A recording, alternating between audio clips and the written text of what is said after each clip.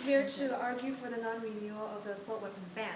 Our first contention states the Second Amendment. Assault weapons ban threatens Second Amendment rights. D.C. vs. Heller proves Miller is not the controlling precedent.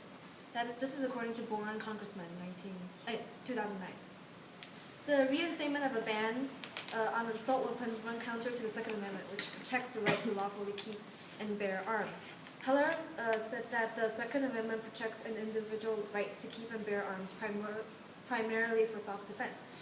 And so the court sent a clear message that incremental steps to erode the Second Amendment are unacceptable.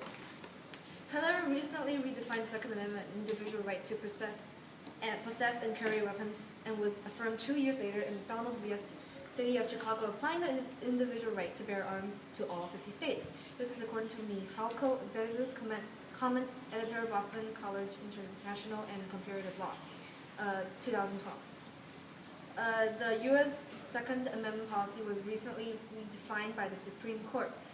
Heller, Justice Scalia reasoned that the Second Amendment guarantees the individual right to possess and carry weapons in case of confrontation.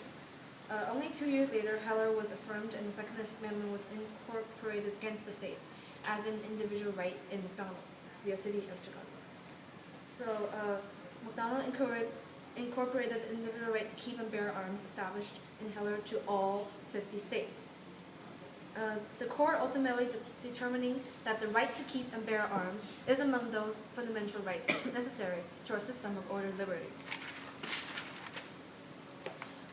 Which leads us to our second contention about self-defense. Guns can be used to stop acts of evil in the name of self-defense. This is according to Gross, chair of Calgun's Foundation, 2012.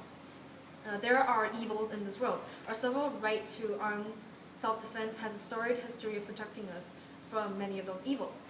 This right, for example, this right protected the abolitionists who took the message that slavery was evil directly into the slave states. The right to bear arms was used to protect freedmen from the Ku Klux Klan, and arms continue to protect civil rights workers. The right to armed self-defense protects the LGBT community from hate. The right to self-defense also protects mothers and daughters from rapists, merchants from robbers, and families from home invaders. Guns are used 1,500,000 times a year to successfully defend good people from bad people, almost always without the firing of a single shot. Assault weapons defend against terrorists. This is according to Faber, J.D. Thomas Cooley Law School, 2004. Gun control proponents deny that the average citizen can or should take action to stop terrorism. There are several examples of armed citizens armed with assault weapons who protected themselves and their neighborhoods. Israeli citizens are often the first to respond to terrorist attacks. The El Al ticket counter at LA International Airport illustrates the effective use of firearms against terrorist-style attacks. Self-defense against terror is an individual responsibility that cannot be delegated to the government. Our contention 3 states that the ban is ineffective. There are 5 reasons, according to Legal Community Against Violence, 2005. With the federal ban was a victim of numerous compromises, unfortunate regulatory decisions, and exploitation by the. Oh, thank you. Crossfire. Stay there. Can we have lines? Does it Just you two. Okay. Okay, go. Okay, so in your speech you mentioned about how the civil right to armed defense helped the abolitionists to protect themselves from the KKK. But at that time they weren't using assault weapons. So so the law was pertaining to their rifles and their guns at that time, not assault weapons. So what do you have to say about that? During the protected the abolitionists. No, the right to bear arms was used to protect freedmen from the violence of the KKK. Okay, ask a question now, Hannah. Okay. Okay, so you stated that okay,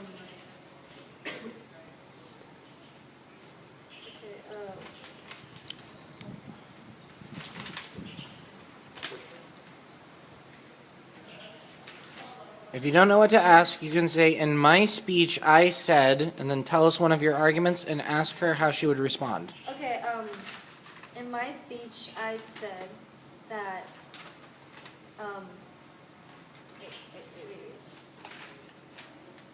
assault weapons defend against terrorists.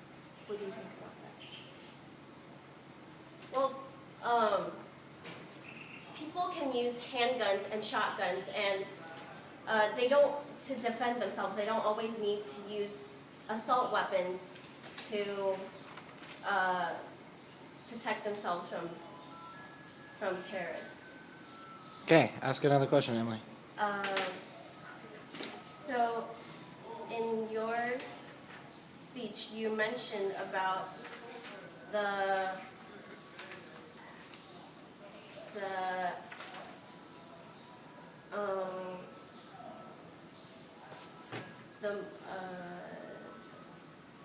civil rights